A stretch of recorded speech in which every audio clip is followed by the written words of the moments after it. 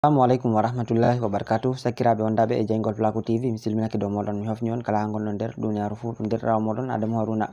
Hande bo en lortake ɓe tindinoje meɗen. Tindinore nde kadi en tindinan hande ɗum deidei ko larani hala Facebook, lawol ngol a tokkata a lara kala video je marɗa haje larugo en direct fuu. Mabo mi wi'a video live.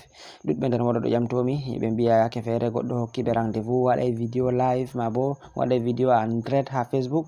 Deidei ɓe giɗi wakkati ko watta video mai ɗo, ɓe giɗi ɓe jaha ɓe sifa video en direct mai ɗo, amma ɓe anda lawol ngol ɓe tokkata ɓe keftira video en direct mai ko da ɓe nasti Facebook mai.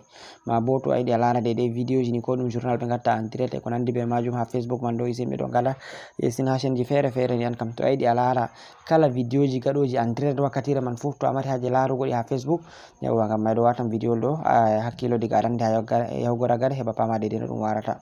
Ngam ɗuɗɓe nder moɗon ɗo pe'inanami ƴamde man ɗo no ɗum warata min tawi hani min gaɗanen video musamman dow majum, min kollen deidei no ɗum warata. Amma hedde ko mai ɗo miɗo toro deidei kala ɓen ɓe abonayi fuu ta gejjite warugo les ragal jungo moɗon nyamo ha bindi bodeji ɓe vindi abonné ɗo, on gara on mema dow maji banni. Ɓawo to on memi dow maji on dari alama kungel fere wari banta alama lenguru, sai on mema dow magel banni. Ɓawo to on memi dow magel on dari ko garti hankon taton, sai gar on mema ngel dow, to ɗo on hokkata on deidei kala nde min gerbi video kesol fuu on dara ngol be koyɗum. Nonnon tan gejjite warugo deidei ha alama kolel like ɗo, on gara on mema dow magel, to on memi dow magel on gingel garti amble ɗo on hollata deidei video mai ɗo ngol fottani on. Ta gejjite warugo ha les babal commentary on accana min commentary je encourage min heɓa min gata ko wadduno gon video ji tilimɗi. Nonnon miɗo toro on ta gejjite warugo deidei ha babal alama sharing ma bo partage ɗo, on partage lien video mai ɗo ha nder groupe ji moɗon WhatsApp, Facebook, Telegram e ko nandi be majum, heɓa sakiraɓe ɗuɗɓe nasta ndara mbotoro be majum.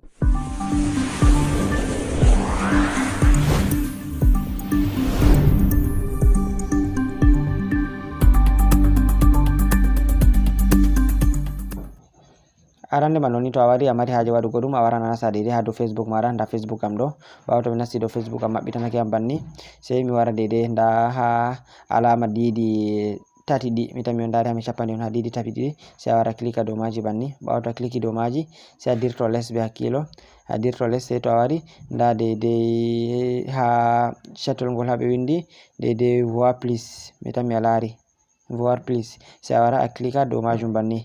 Ɓawo to a kliki dow majum ɗum waddante banni, sai a dirto les banni, sai to a wari nda ha ɗo ha ɓe windi deidei video en direct, deidei masalan ha mi wanna en alama majum banni, nda ɗum ha ɓe windi video en direct, sai a klika dow video en direct mai banni. Ɓawo to a kliki dow video en direct ni, nda video ji ɗiɗi ngetaɗi pat ɗum deidei video en direct jotta.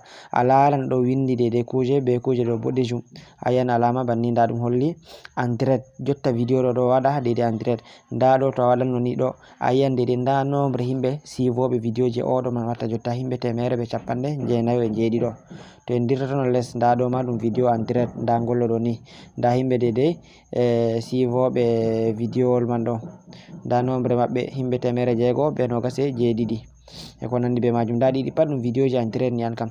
To wodi goɗɗo mo aboni ha muɗum, mo aboni misalu ha page muɗum deidei je Facebook man ɗo ko ha konte muɗum, to ɗo waɗa video en direct ni, to a nastoyi ɗo ni a waran a larai ɗum. To wodi goɗɗo mo giɗɗa ma ko kokkunoɗo rendez-vous mai ɗo, a wawan warugo deidei nda ha nokkure ɗo ni, nda alama waɗugo recherche ɗo, mi tammi a lari, a wara klika dow majum. Ɓawo to a kliki dow majum banni ɗum waddante, sai a winda inde o man, mabo inde page mako man ɗo. To ɗo waɗa video en direct wakkati mai ɗo ni ɗum waddante deidei a laran video mako be koyɗum. To on lawol koyngol ngol tokkoton deidei ngaron daron kala video gaɗa ɗum en direct fuu, deidei ɓe maraiɓe haje larugo ɗum.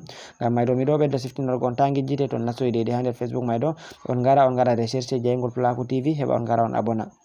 To a wari a windi Jaygol Pulaku TV deidei je Facebook man ɗo ni, to a windi exactement banni a waɗi recherche ni, ɗum tammi wallunego ma page Jaygol Pulaku TV deidei je Facebook man ɗo, mi tammi on dari nda page mai kanjum woni ɗo, mi tammi on dari on andi deidei logo man no ayi. To a wari a kliki dow majum banni ɗo ni ɗum waddante, mi tammi a lari, sai a wara deidei nda alama ha hondu ɗo, a yaha deidei a watta alama j'aime banni, mi tammi on dari ɗum. To a wari a kliki dow hondu a yi warti am play ɗo ni, safitike a waɗi j'aime. To ɗo a laran kala ko min gerbata ɗon fu video ji e lien ji fere fere, mi tammi on dari kala video kesol ngol min gaɗi fu min ɗon gerba lien magol ɗo mai e ko nandi be majum. Ngam mai ɗon jarama tan gejjite deidei partage ugol lien video ɗo, heɓa sakiraɓe ɗuɗɓe nasta ndara mbotoro be magol. Nonnon tan gejjite waɗugo j'aime e on gaɗa commentary bo deidei heɓa ka ɓedda encourage ugo minon bo e deidei ko larani hala publicité je min toroto on, to on ɗo ndara video amin ha arande magol on tawan publicité, kabde lare publicité man be haragare video man ɗo, to video mai timmi renu seɗɗa yen publicité wari ɓe gaddi video dede ɗum je publicité renu sei to ɗum timmi nden a wurto non mai ɗo ɓeddane min dede min maran avantage ha majum ɗum ɓedda bo encourage go minon bo ngam mai ɗo kabde dede on ballito min heɓa kuɗeji meɗen mai ɗo yaha yeso. On jarama ɗum derrawo moɗon Adamu Haruna, sei to en potti ha video wol tammuyngol warugo. Assalamu alaikum.